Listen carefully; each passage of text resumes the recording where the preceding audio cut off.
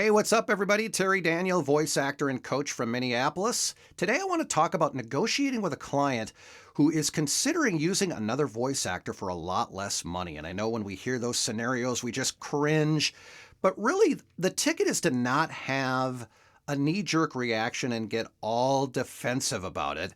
And suddenly the tone of your voice changes, and that positive rapport that you may have already built up with a client has now been flushed down the toilet.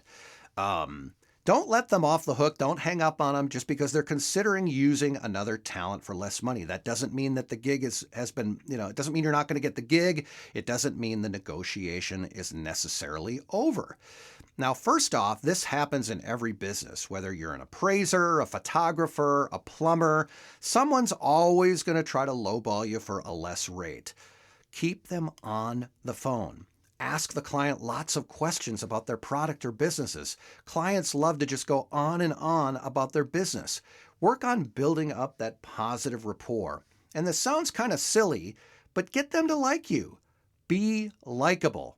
Those two words are so important when you have a consultation with a client. Be likable. And by the way, I always recommend this.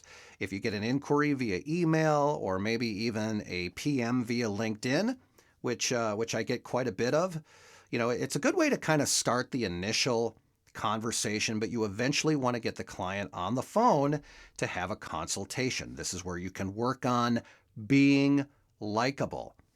Don't just go, oh, well, it's easy for some of us voice actors that have tons of experience, 20 years plus for yours truly here. And it's easy to let your ego get in the way. And suddenly you get kind of snarky with the client and it's easy to get defensive and then you kind of hang up on them. I've learned the hard way, but more times than not, they stick with me if I keep them on the phone and I continue to build the relationship and I get the client to like me. Now, one thing that you can do if none of this works is, wish them well as much as it hurts.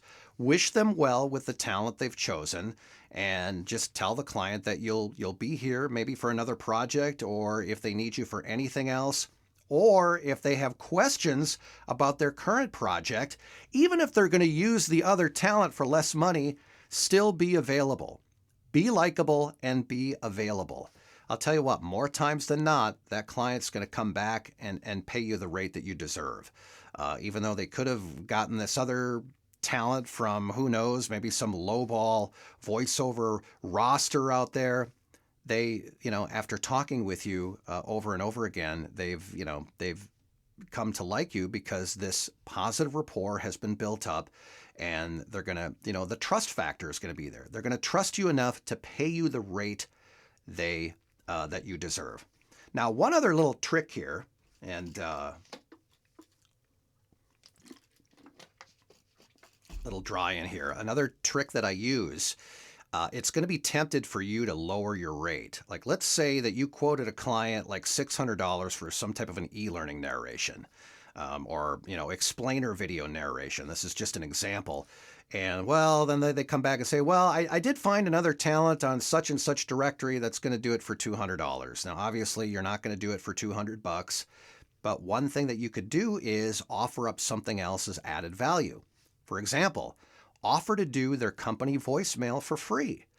Put something else on top of what you're already offering. Instead of lowering your rate, just offer them something a little bit more. And a lot of times these, especially small to medium businesses, sometimes they have voicemails that really don't sound all that professional. More times than not, they had their receptionist record the message, and no offense to the receptionists. I'm sure they're all fantastic people, but they sound a little green. They sound a little bland and boring and not really professional on the company voicemail. So that is something that you could throw in for added value. I hope everything works well and I hope these tips were very helpful. But just remember, just because the client is considering using another voice actor for less money, that doesn't mean that you lost the gig. Keep them on the phone, keep building up that positive rapport, ask them tons of questions about their business, and just don't give up immediately. These things have helped me throughout the course of my career. Terry Daniel here, voice actor and coach. I hope this video was helpful, and I will talk to you later, everybody. Take care.